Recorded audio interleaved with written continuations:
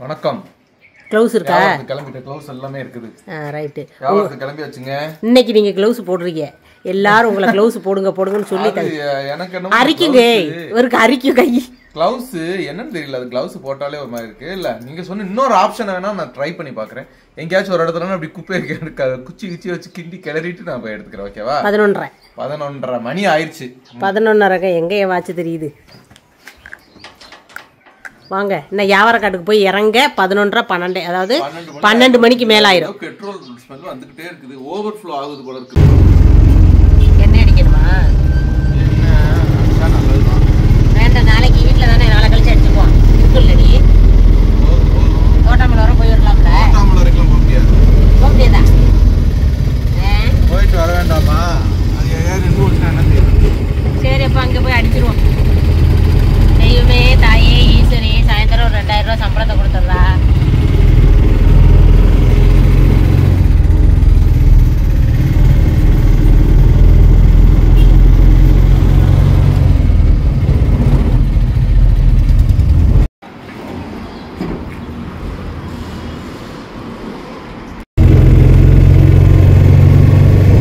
எங்க போய்கிட்டு இருக்கோம்னு பாத்தீங்கன்னா, நாங்க ஃபாரஸ்ட்ல உள்ள தள்ளி போய்கிட்டு இருக்கிறோம். நாங்க பாட்டுக்கு இது வந்து ஒத்தையடி பாதையில இந்த மாதிரி. இது வந்து பெங்களூர் ரோடுங்க. மைசூர் பெங்களூர் ரோடு தான். நீங்க வேற ரோட்டுக்கு போயே நாங்க பாக்கல. எங்க அப்படிமாங்க வேற ரோட்டுக்கு போகலாம் தான், ஆனா இந்த ரோட்டுக்கு போகும்போது கொஞ்சம் நம்ம வியாபாரம் எப்படி ஓடிருன்ற ஒரு நம்பிக்கையில போறது. இதே ஊர்ல தான் நேத்து வந்து கருப்பையெல்லாம் இறங்கி இருந்திருப்பாங்க போல. ஆமா ஆமா ஆமா. இன்னைக்கு அதே ஊருக்கு திமிர் எடுத்து வர்றேன்.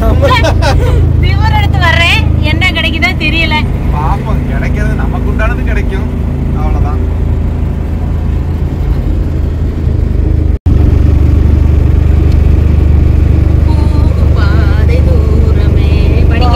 காலம் கொஞ்சமே ஜீவத்தில் அப்படின்னு வரும். இந்த தேனும் அணிந்தாலும் இசையாய் மலர்வே, இந்த தேன் அணிந்தாலும் இசையாய் மலர்வே, தேனாய் பூமனமே. அந்த வாட்சை இப்படி கிளவுஸ்ல மூடி மறைக்கிறதுக்கு எதுக்கு அந்த வாட்சை கட்டிட்டு வரணும்? டயத்துக்கு மணி பார்க்க வாச்சிருந்தா போதும். என்னங்க, தேவைப்படும்போது இப்படி தூக்கிக்கிட்டு பாத்துக்கிறது. அந்த கிளவுஸும் டைட் எல்லாம் போச்சு. இன்னொரு கிளவுஸ் ஏன் கிளவுஸ் இருக்கு, அதை எடுத்து போட்டா என்ன, இது உருகிட்டு வருதே. பரவாயில்ல, இருந்துட்டு போகுது. என்னங்க, சகதி பிடிக்காம இருக்கிறதுக்கு தான் கிளவுஸ், அப்படி ஸ்டைலுக்கு கிடையாது. என்ன, பாம்பு போட்டா கடிச்சாலும் கிளவுஸ கடிக்கட்டும்ங்கிறதுக்காக. அதுக்காக என்ன, இந்த கிளவுஸ போட்டுட்டு அன்னைக்கு நாய்க்குட்டியை பிடிச்சிருந்தாக்க கடிச்சிருக்கவே செஞ்சிருக்காது. கோழிக்கூடு வரைக்கும் ஆம்புலன்ஸ்ல போக வேண்டிய அவசியம் இருந்திருக்காது. சரி, வியாபாரத்துக்கு வந்தாச்சு. ஃபர்ஸ்ட் கைப்பூனி போய் கேட்போம். கடவுள் என்ன விட்டுருக்காரு, என்ன ஏதுங்கிறத சாயந்தரத்துக்குள்ள பாத்துருவோம். ஒண்ணுமே எடுக்கல, டயர்ல. இப்ப கரெக்டா மணி 12. கரெக்டா 12 ஆயிடுச்சுன்னா ஓகே. எந்த ஊர்னு பாத்தீங்கன்னா முத்தங்கா. ஆமாங்க, இது எந்த ஊர்னு பாத்தீங்கன்னா முத்தங்காங்க. அதான் நான் சொல்லிட்டோமே, பெங்களூர் மைசூர் மெயின் ரோடு இதுதான். இவங்க யாருன்னு தெரியல. அவங்க கருப்பா அடையாளம் தெரியலையே. நீ வெளிச்சத்துல வாமா, ராஜா பொண்டாட்டிலாம் என்னைக்கு வெளிச்சத்துக்கு வந்துடும். இங்கிட்டு வா. இப்ப எப்படி தெரியுது? நீட்டா தெரியுது இல்ல? அது நிழல்ல இருந்தோம்னா வெளிச்சம் தெரியாது. தெரியாது. அதனால இருக்கும். சரி, ஓகே. நான் கைப்பூனி நீ போட்டிருக்க சுடிதார் அதுவும் ப்ளூ, இதுவும் ப்ளூவா, அதனால நீ கையை போட்டிருக்க வந்து சட்டை போட்டு வந்திருக்க மாதிரி தெரியுது. நல்லா இருக்கு, நீட்டா பாக்குறதுக்கு. அப்படியா? இங்க மொத்தத்துல புழு போட்டுட்டு ஒரு ஸ்கூல் பிள்ளை மாதிரி நின்னுட்டு இருக்கிறியா? எப்படி இருக்கு? 41 வயசு பிள்ளை மாதிரி தெரியலையா? 53 வயசு பிள்ளை மாதிரி தெரியுது. போ போ போ போ போ போ.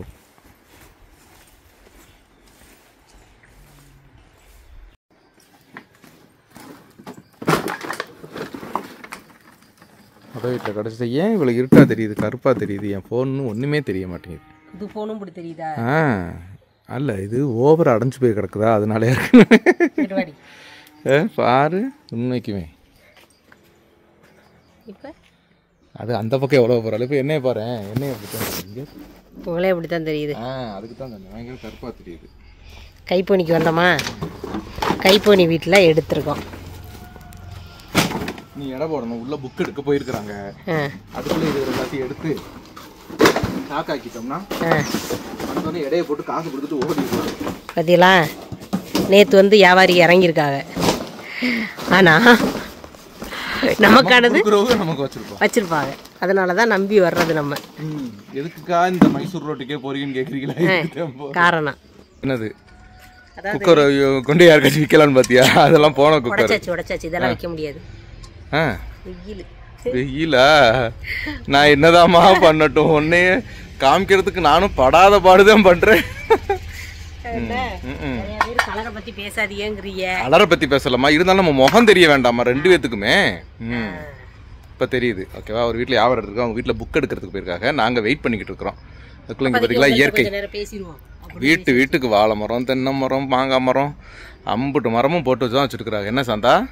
ஆனா நம்ம வீட்டுல ஒத்த செடி வளர்க்க கூடாது. அடுத்த ஒரு செட்டில இருந்துச்சுன்னா பிடிங்கி திங்கலாம். அது வேணா செஞ்சுக்கலாம். கூட்ட முடியலங்க. விழுந்துகிட்டே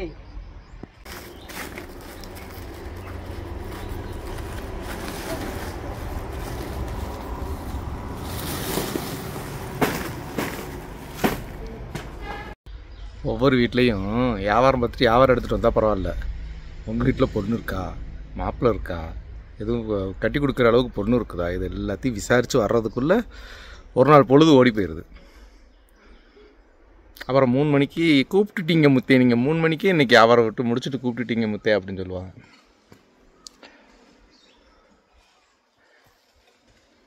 அந்த பொண்ணு செட் ஆகாதோ?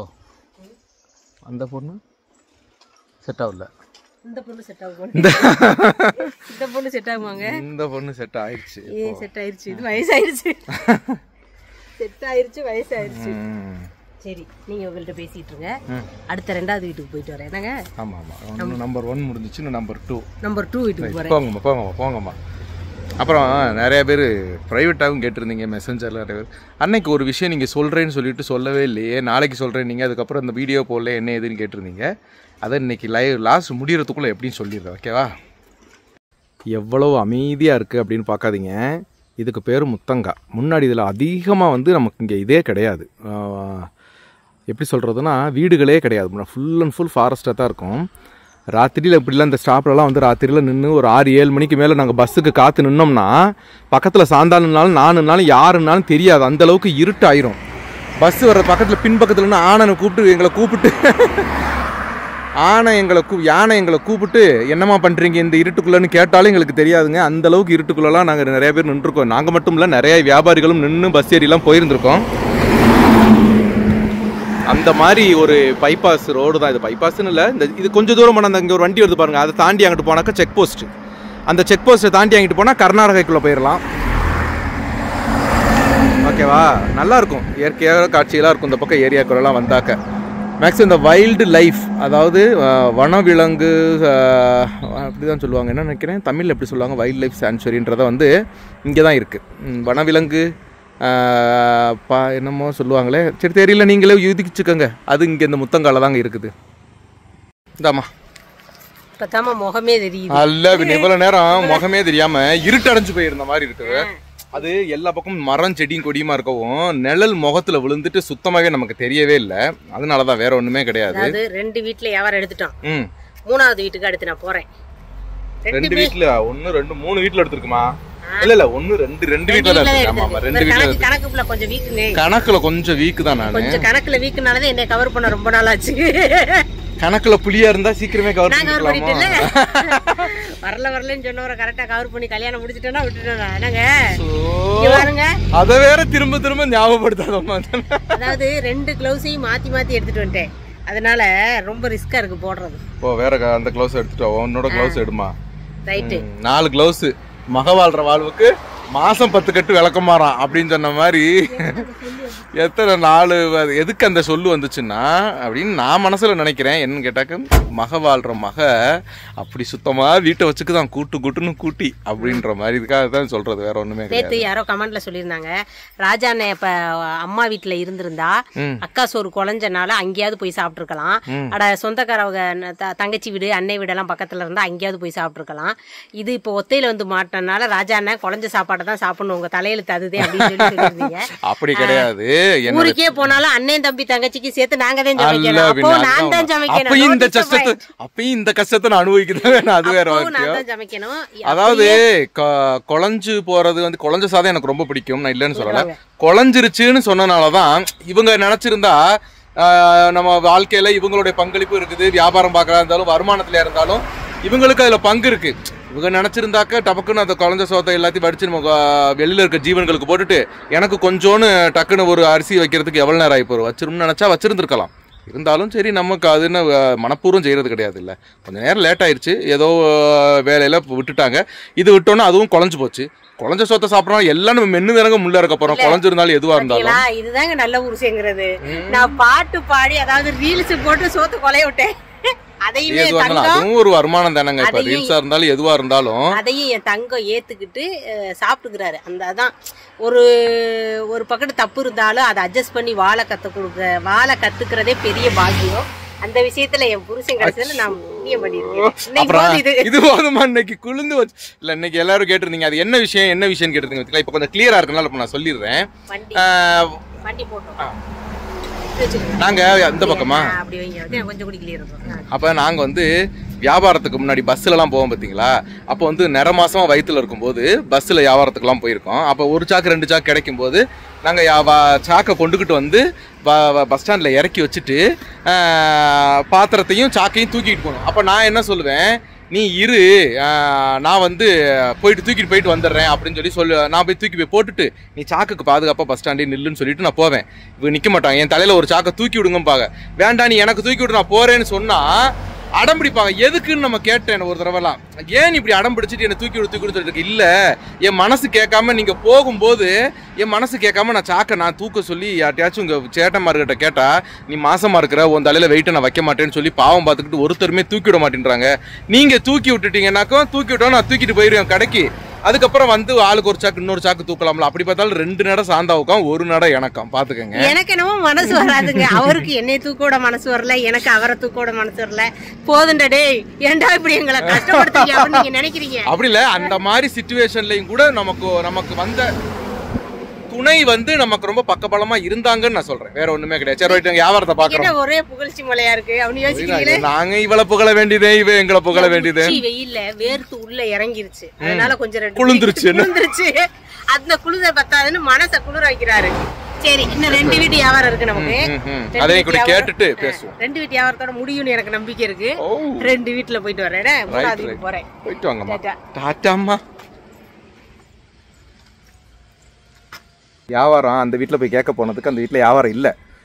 ஒரு வீட்டில் வியாபாரம் இல்லைன்னு சொன்னதோட இன்னொரு வீட்டுக்கு போனால் அந்த வீட்லேயும் வியாபாரம் இருக்காது, இல்லைன்னு சொல்லிடுவாங்கன்னு சொல்லிட்டு ஒரு 2 நிமிஷம் உட்காந்துட்டு போமான்னு நான் சொல்லி உட்கார வச்சிருக்கேன். அவர் போய் நான் சொல்லல, இப்போ அங்கே போயிட்டு வியாபாரம் இல்லைன்னு வச்சுக்கோங்களேன். அவர் போயிட்டாரு, அவர் தெரியல, அவர் ஆளை காணோம். அப்ப அவர் இருந்தாத்தே அந்த பெரியவர் இருந்தாத்தான் கொடுப்பாங்க. அப்ப நான் நினைச்சேன், சரி ரைட்டு, இப்ப அங்க போனதுக்கு அப்புறம் கொடுக்கலன்னு வச்சுக்கோங்களேன், நான் பாட்டுக்கு நேரா போயிருந்தா கூட கிடைச்சிருக்கேன். நீ உட்கார வச்சதுனாலதான் சொல்லும் போல உட்கார வச்சதுனாலதான் போயிட்டாரு. இல்லாட்டி அவர் வீட்டுல இருந்திருப்பாரு, சொல்ல நேரத்துல போய் வியாபாரமாச்சு கேட்டிருப்பாங்க. இப்ப வந்து அவர் இல்லேன்னு சொல்லி இருந்தா கூட பிரச்சனை இல்லைங்க. நான் உட்கார வச்சனால போயிட்டாரு பாத்தீங்களா. அவர் வீட்டுல வியாபாரம் இருக்கோ இல்லையோ, ஆனா நீ எதே உட்கார சொன்ன அப்படின்ற ஒரு கன்ஃபியூஷன் சாந்தாக ஓடிக்கிட்டே இருக்கும். அடுத்து அந்த வீட்டுல போய் வியாபாரம் வாங்கினாத்தான் அந்த நிம்மதியா இருக்கும். எனக்கு நிம்மதியாகும். எனக்கு கொஞ்சம் வண்டி டாப்புக்கு வந்துடணும், ஒரு நோட்டை பாத்துட்டு போயிடணும், வேற ஒண்ணும் வேண்டாம். இன்னைக்கு ஒருத்தவங்க கேக்குறாங்க, சாந்தா முகம் என்ன வலுவலுன்னு வச்சிருக்கேன். காலையிலதான் 2 ரூபா பிளேட போட்டு சரிச்சேன்னு சொல்றேன். அப்படி இல்ல, லேசர் ட்ரீட்மெண்ட் பண்ணிருக்கேன்னு சொல்ல வேண்டியதானே. வலுவலுன்னு வச்சிருக்கேன், என்ன செய்யறேன்னு சொல்லு அப்படின்னாங்க. ஒன்னும் செய்யலைங்க, அதுதான் பிரச்சனையே அப்படின்னு. உடனே அது இந்த ப்ளூ கலருக்கு கொஞ்சம் அப்படி நல்லா தெரியுது அப்படின்னு. இல்லடி, நான் இத்தனை வருஷமா பாக்குறதுல என்னன்னு சொல்லு அப்படின்னாங்க. உடனே சரி நான் சொல்றேன் அப்படின்னு சொல்லிட்டு வந்துட்டேன். சரி, ஓகே, சொல்றேன்னு சொல்லிட்டு வந்துட்டேன்னா அது என்ன சொல்ல வந்தேன்னா, என் தாங்க அக்கா, நீங்க என்ன எப்ப பார்த்தாலும் சிரிச்சுட்டே இருக்கீங்களே, ஒரு டைம் சிரிக்காம இருங்கன்னு ஒருத்தவங்க சொல்றீங்க. அது இந்த ஜென்மத்துல முடியாது. ஒருத்தவங்க சொல்றீங்க சிரிக்காதீங்க பயமா இருக்குன்னு, இன்னொருத்தவங்க சொல்றீங்க நீங்க சிரிச்சாதான் அழகா இருக்கீங்கன்னு. உங்க 3 பேருக்காக இல்லைங்க, என்னால சிரிக்காம இருக்க முடியாதுங்க. நான் எனக்காக வாழ்ந்துகிட்டு இருக்கேங்க. எதுக்கு எடுத்தாலும் உம்முனே இருந்தா ஏன் உம்முன்னு இருக்குன்னு தானே நிறைய பேர் கேட்பாங்க. சிரிச்சா அவளுக்கு அந்த பொண்ணுக்கு என்னங்க எப்ப பார்த்தாலும் சிரிச்ச முகம் அப்படின்னு சொல்லுவாங்க. ஆமா, அப்படிம்பாங்க. எவ்வளவு துக்கமோ வண்டி போட்டோம், வண்டி ரோட்ல வண்டி போகுது, வேற ஒண்ணும் இல்ல. சொல்லுமா. அதாவது எவ்வளவு துக்கமோ சங்கடமோ வந்தாலும் நம்ம முகத்துல காமிச்சு கொடுத்துருன்னு சொல்லுவாங்க. சோ நம்ம வண்டி போட்டோம். ஸோ நம்ம முகம் தெளிவா தெரியணும்னா நம்ம என்ன செய்யணும்? என்னைக்குமே புன்னகையோட இருக்கணும்.